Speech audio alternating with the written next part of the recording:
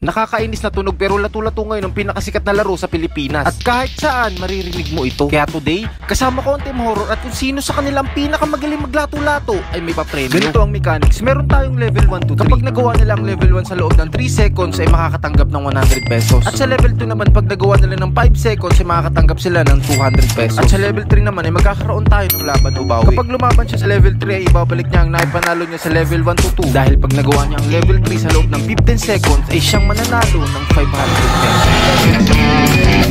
Ano marunong talaga na? Malupit to! Hinakapan na ito! Okay. Another chance. Makulit kasi ito eh, oh.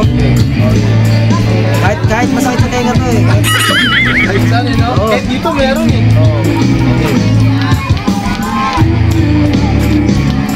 One, two, ay! 1, 2, ay wala. Try lang.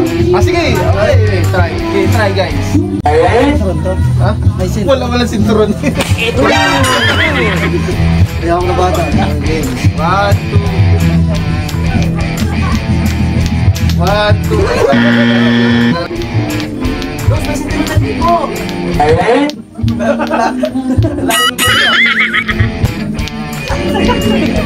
Makakalig na yung Luz! Luz! May sinturon sa tipo! Ataw! Okay nga na sila mukha nila! 1, 2. 1, 2. Sayang. Sayang. Eh, ano na ng 5H? Wala pa. Ayun! Ayun! 200. 15 seconds na to ha. Laban o bawi? Guys, ito manggin. Laban na yun, parang mas maganda. Laban na. 5 seconds? Oo. 500. Kahit walang kahit hindi ko kaya yun. Wala, sige. Kami kaya namin yun eh. Buko pa nga yung nag-uuntugan eh.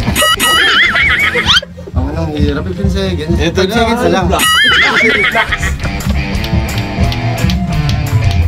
Relax lang, huwag kang mamadali. Hanggang hindi naman tumitigil yung utugan na yan eh.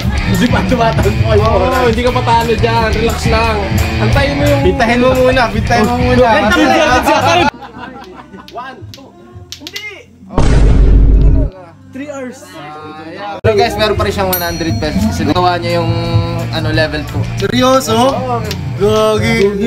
Panginoon! What? Wait,